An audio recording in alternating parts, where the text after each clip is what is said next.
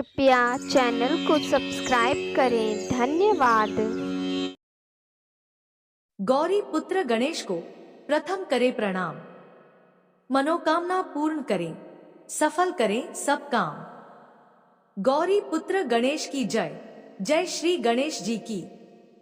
मित्रों, धार्मिक मान्यताओं के अनुसार सप्ताह के 7 दिन अलग अलग देवी देवताओं को समर्पित होते हैं और इसी प्रकार से बुधवार का दिन सभी देवी देवताओं में सबसे पहले पूजे जाने वाले भगवान गणेश को समर्पित होता है।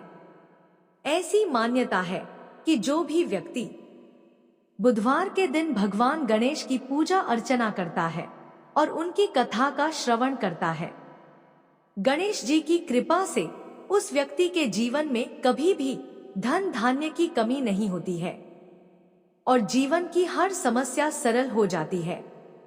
तो चलिए मित्रों, श्री गणेश जी को नमन करते हुए सुनते हैं बुधवार के दिन गणेश जी की बहुत ही सुंदर कथाएं। आशा करते हैं कि आप सभी सच्चे मन से कथाओं का श्रवण करेंगे। तो मित्रों, पहली कथा इस प्रकार शुरू होती है। एक समय की बात है, समतापुर नगर में मधुसूदन नामक एक व्यक्ति रहता था। वह बहुत ही धनवान था और उसके घर परिवार में किसी भी प्रकार की सुख सुविधाओं की कोई कमी नहीं थी। मधुसूदन का विवाह बलरामपुर नामक नगर की एक सुंदर और सुशील कन्या संगीता से संपन्न हुआ था। एक बार मधुसूदन अपनी पत्नी को लेने बुधवार के दिन बलरामपुर गया हुआ था। मधुसूदन ने अपनी पत्नी के माता पिता से संगीता को विदा कराने के लिए कहा, तो संगीता के माता पिता बोले, बेटा आज बुधवार है। बुधवार को किसी भी शुभ कार्य के लिए यात्रा करना अशुभ माना जाता है। अपने सास ससुर के लाख मना करने के बाद भी मधुसूदन उनकी बात नहीं माना। उसने कहा कि माता पिताजी, मैं ऐसी शुभ अशुभ की बातों को बिल्कुल भी नहीं मानता हूँ। और ऐसा कहकर मधुसूदन और उसकी पत्नी दोनों ने बैलगाड़ी से यात्रा प्रारंभ की। जैसे ही 2 कोस की यात्रा संपन्न हुई तो उसकी बैलगाड़ी का एक पहिया टूट गया। 2 कोस के बाद वहां से दोनों ने पैदल ही यात्रा शुरू की। रास्ते में संगीता को प्यास लगी तो मधुसूदन उसे एक पेड़ के नीचे बैठाकर जल लेने चला गया। थोड़ी देर बाद जब मधुसूदन कहीं से जल लेकर वापस आया तो वह बुरी तरह हैरान हो उठा, क्योंकि उसकी पत्नी के पास उसकी ही शक्ल सूरत का एक दूसरा व्यक्ति बैठा था। संगीता भी मधुसूदन को देखकर हैरान रह गई। वह दोनों में कोई अंतर नहीं कर पाई। मधुसूदन ने उस व्यक्ति से पूछा, तुम कौन हो और मेरी पत्नी के पास क्यों बैठे हो? मधुसूदन की बात सुनकर उस व्यक्ति ने कहा, अरे भाई, यह मेरी पत्नी संगीता है। मैं अपनी पत्नी को ससुराल से विदा करा कर लाया हूँ। लेकिन तुम कौन हो जो मुझसे ऐसा प्रश्न कर रहे हो? मधुसूदन ने कहा, तुम जरूर कोई चोर या ठग हो। यह मेरी पत्नी संगीता है। मैं इसे पेड़ के नीचे बैठाकर जल लेने गया था। इस पर उस व्यक्ति ने कहा, अरे भाई, झूठ तो तुम बोल रहे हो। संगीता को प्यास लगने पर जल लेने तो मैं गया था। मैंने तो जल लाकर अपनी पत्नी को पिला भी दिया है। अब तुम चुपचाप यहाँ से चलते बनो, नहीं तो किसी सिपाही को बुलाकर तुम्हें पकड़वा दूंगा। दोनों एक दूसरे से लड़ने लगे। उन्हें लड़ते देख बहुत से लोग वहां एकत्र हो गए। नगर के कुछ सिपाही भी वहां आ गए। सिपाही उन दोनों को पकड़कर राजा के पास ले गए। सारी कहानी सुनकर राजा भी कोई निर्णय नहीं कर पाया। संगीता भी उन दोनों में से अपने वास्तविक पति को नहीं पहचान पा रही थी। राजा ने दोनों को कारागार में डाल देने के लिए कहा। राजा के फैसले पर असली मधुसूदन भयभीत हो उठा। तभी आकाशवाणी हुई, मधुसूदन, तूने संगीता के माता पिता की बात नहीं मानी और बुधवार के दिन अपनी ससुराल से प्रस्थान किया। यह सब भगवान बुधदेव के प्रकोप से हो रहा है। मधुसूदन ने भगवान बुधदेव से प्रार्थना की कि हे भगवान बुधदेव, मुझे क्षमा कर दीजिए। मुझसे बहुत बड़ी गलती हुई। भविष्य में अब कभी बुधवार के दिन यात्रा नहीं करूंगा और सदैव बुधवार को आपका व्रत किया करूंगा। मधुसूदन के प्रार्थना करने से भगवान बुद्धदेव ने उसे क्षमा कर दिया। तभी दूसरा व्यक्ति राजा के सामने से गायब हो गया। राजा और दूसरे लोग इस चमत्कार को देख हैरान हो गए। भगवान बुद्धदेव की इस अनुकंपा से राजा ने मधुसूदन और उसकी पत्नी को सम्मान पूर्वक विदा किया। कुछ दूर चलने पर रास्ते में उन्हें बैलगाड़ी मिल गई। बैलगाड़ी का टूटा हुआ पहिया भी जुड़ा हुआ था। दोनों उसमें बैठकर समतापुर की ओर चल दिए। मधुसूदन और उसकी पत्नी संगीता दोनों बुधवार को व्रत करते हुए आनंद पूर्वक जीवन यापन करने लगे। इस तरह भगवान बुद्धदेव की कृपा से उनके यहाँ खुशियां बरसने लगी। इस तरह जो कोई भी स्त्री पुरुष विधिवत बुधवार का व्रत करके यह व्रत कथा सुनते हैं, भगवान बुद्धदेव और भगवान श्री गणेश जी उनके सभी कष्ट दूर करते हैं। यह थी बुधवार की पहली व्रत कथा। तो बोलिए मित्रों, जय श्री गणेशाय नमः। अब चलिए सुनते हैं दूसरी कथा। प्राचीन समय की बात है। एक कुएं में एक मेंढक और उसकी पत्नी रहा करती थी।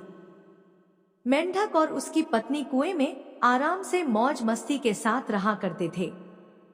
पर मेंढक सदा ही बात बात में मेढकी से झगड़ा करता रहता था, क्योंकि उसकी पत्नी हमेशा श्री गणेश जी की पूजा आराधना में लीन रहा करती थी। मेढकी हमेशा अपने मन में तथा बोल बोल कर भी विघ्नहर्ता श्री गणेश जी के नाम का जाप किया करती थी। इस बात से मेढक बहुत नाराज हुआ करता था, क्योंकि उसे ऊंची आवाज में गणेश जी का नाम सुनना अच्छा नहीं लगता था।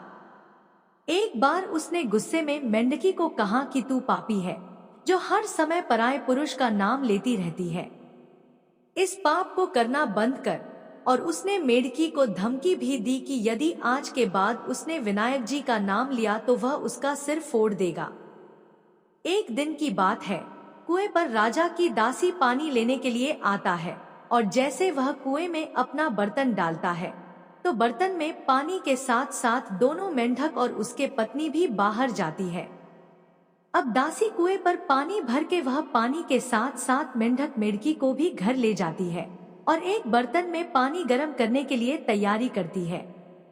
दासी ने दोनों मेंढकों को पानी वाले बर्तन में डाल दिया और बर्तन को चूल्हे पर गर्म होने के लिए रख दिया।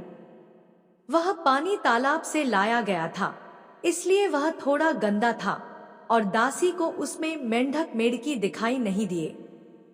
जैसे जैसे पानी गर्म होने लगा, दोनों मेंढक मेढकी का शरीर जलने लगा। इस पर मेंढक की पत्नी ने मन ही मन श्री गणेश जी की पूजा अर्चना और नाम जाप शुरू कर दिया। मेढकी को यह विश्वास था कि भगवान गणेश उसकी सहायता अवश्य करेंगे। अचानक ऐसा चमत्कार हुआ कि पानी चाहे कितना भी गर्म हो रहा था, लेकिन मेढकी को कुछ भी महसूस नहीं हो रहा था। लेकिन इसके विपरीत उसने अपने पति से कहा, क्या तुम्हें सच में जलन हो रही है?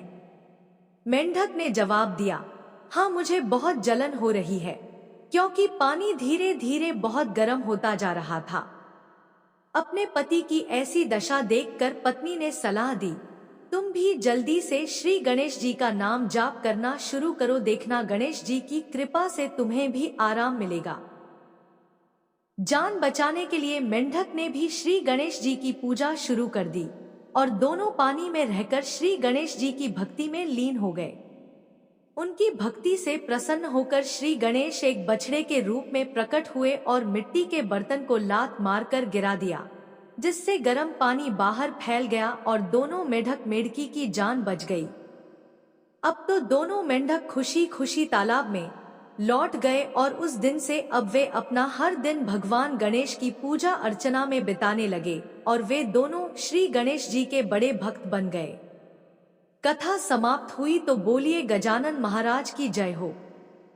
हे गणेश जी महाराज, जैसा सुख आपने मेढक और मेढकी को दिया वैसा ही सुख सबको देना। कथा समाप्त हुई। बोलिए मित्रों, विघ्नहर्ता श्री गणेश की जय हो। जय हो गजानन महाराज की।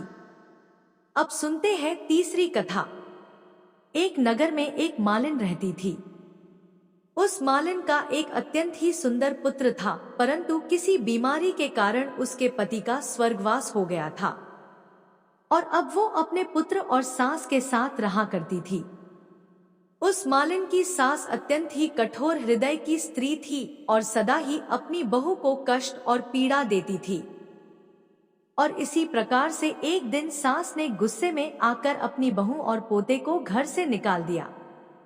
कोई आश्रय न होने के कारण वे दोनों रोते चलते चलते एक जंगल में जा पहुंचे और वहां एक बड़े पेड़ के नीचे बैठ गए। वहां से थोड़ी दूर पर एक गणेश जी का मंदिर था। इस मंदिर में बहुत लोग रोज गणेश जी के दर्शन करने आते थे। सभी भक्त दर्शन करके गणेश जी को प्रसाद चढ़ाते और फिर वही प्रसाद सबको बांट देते थे। इसी प्रकार से गणेश जी के प्रसाद से माँ और बेटे का गुजारा होने लगा। गणेश जी की कृपा के कारण अब तो दोनों माँ बेटे गणेश जी की पूजा पाठ में लग गए।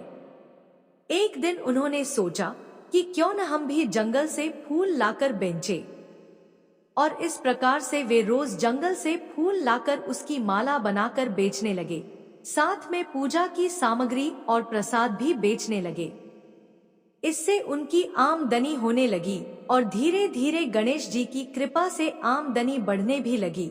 जल्दी ही उन्होंने अपना एक मकान और एक दुकान बना लिया। उस नगर के राजा की लड़की मंदिर में रोज पूजा करने आती थी।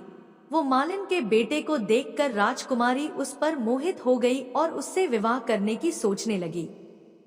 जब राजा की बेटी ने अपनी भाभी से मन की बात कही तो उसकी भाभी ने कहा, यह तो मामूली मालिन का बेटा है और तुम एक राजा की बेटी हो।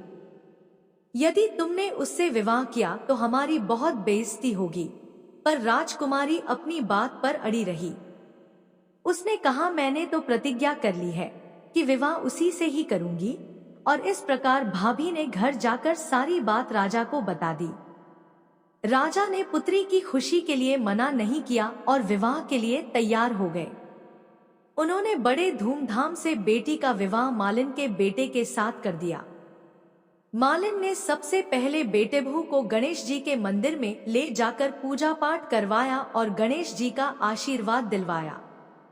इसके बाद पूरे नगर में यह बात फैल गई कि गणेश जी की पूजा करने से सब दुख कष्ट दूर हो जाते हैं। यह बात सुनते ही नगर के सभी लोग मंदिर आने लगे। मालिन और उसके बेटे की बिक्री और बढ़ गई। उधर उसकी सास के बुरे दिन आ गए। अन्नदाता उससे रूठ गए और वह भूखों मरने लगी। एक दिन वह रोती धोती उसी गणेश जी के मंदिर में आ पहुंची। वहां वह मालिन के बेटे से बोली, मैं भूखी हूँ, मुझे रोटी कपड़ा दे दो बेटा, इसके बदले मैं तुम्हारा सारा काम कर दूंगी। लड़के को दया आ गई और उसे काम पर रख लिया, पर उसने अपनी दादी को नहीं पहचाना। जब मालिन घर आई तो उसने सास को पहचान लिया। वह सास से बोली, सासू जी आप यहाँ कैसे? सास ने पोते की तरफ इशारा करके कहा, मेरी इस सेठ के यहाँ नौकरी लग गई है। बहू बोली, यह आपका पोता है और यह घर भी आपका ही है, यह दुकान भी आपकी ही है। जब आपने हमें घर से निकाला तब गणेश जी ने हमारी रक्षा की। बहू की बात सुनकर सास बोली, मेरी करनी मैंने भोग ली। बहू बोली, सासू जी अब आप हमारे यहाँ रहो और पोते का सुख देखो। हे गणेश जी महाराज, जैसा सुख आपने मालिन को दिया वैसा ही सुख सबको देना। अब सुनते हैं गणेश जी की अंतिम कथा। एक नगर में एक बुढ़िया रहा करती थी। वह गणेश जी की परम भक्त थी। बुढ़िया हमेशा गणेश जी का व्रत रखती और गणेश जी की भक्ति में लीन रहा करती थी। एक दिन गणेश जी प्रकट हुए और उससे बोले कि मैं तुम्हारी सच्ची भक्ति और निष्ठा भाव से अत्यंत ही प्रसन्न हूँ। तुम जो चाहो मांग लो, आज तुम्हारी हर मन की मुराद पूरी होगी। इस पर बुढ़िया ने गणेश जी से कहा कि मुझे तो मांगना नहीं आता, मैं आपसे कैसे कुछ मांगू? आपने तो बिना कुछ मांगे ही मुझे सब कुछ दिया हुआ है। अब मेरी मांगने की आपसे कोई इच्छा नहीं। तब गणेश जी ने कहा कि तुम अपने बेटे और बहू से सलाह लेना और फिर कुछ मांग लेना। इस पर बुढ़िया ने अपने बेटे से कहा, कि गणेश जी मेरी सच्ची भक्ति से प्रसन्न हुए हैं और उन्होंने मुझे कुछ मांगने को कहा है। मैं गणेश जी से क्या मांगूं? बुढ़िया के बेटे ने यह सुनकर कहा कि माँ धन मांग ले। जब बुढ़िया ने अपनी बहू से पूछा कि पुत्री, गणेश जी ने मुझे कुछ मांगने को कहा है, मैं उनसे क्या मांगूं? उसकी बहू ने कहा कि माँ नाती मांग ले। बुढ़िया ने पड़ोस के लोगों से भी इस बारे में पूछा तो उन्होंने कहा कि धन और नाती का तुम्हें क्या लाभ है? तुम अंधी हो, अपने लिए गणेश जी से आंखों की रोशनी मांग लो। इसी प्रकार से बुढ़िया सबकी सलाह लेकर रात में सो गई। बुढ़िया जब अगले दिन उठी और गणेश जी की पूजा की तो इस समय गणेश जी फिर से प्रकट हुए। बुढ़िया ने गणेश जी से कहा कि आप अगर मुझसे प्रसन्न हैं तो 9 करोड़ की माया दो, निरोगी काया दो, अखंड सुहाग दो, आंखों की रोशनी दो, नाती और पोता दो, सुख और समृद्धि दो और जीवन के अंत में मोक्ष दो। इस पर गणेश जी ने कहा कि बुढ़िया माँ, तुमने तो मुझे ठग लिया, लेकिन जाओ तुम्हारी सब मनोकामनाएं पूरी हों। और ऐसा कहकर गणेश जी वहां से चले गए। इस तरह गणेश जी की कृपा से बुढ़िया को सब कुछ प्राप्त हो गया। मित्रों, यह थी गणेश जी की कथा महिमा। बोलिए जय श्री गणेश जी की।